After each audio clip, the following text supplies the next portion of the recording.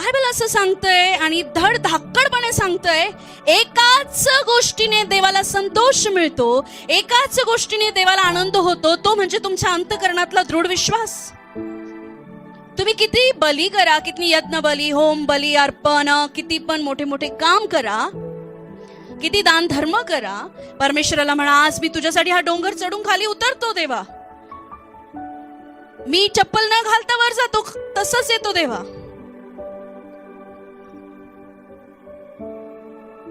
मी काही दिवस हे सोडतो, मी काही दिवस ते सोडतो, मी काही दिवस हे खात नाही, मी ते खात नाही. परमेश्वरा मी तुला लाखो लाखो दान देतो, चांगली गोष्ट आहे. पण एक गोष्ट नेहमी लक्षात ठेवा प्रियांनो, तुम्ही विश्वास जर तुमच्यामध्ये दृढ नाही, तुम्ही देवाला खुश करू शकत नाही.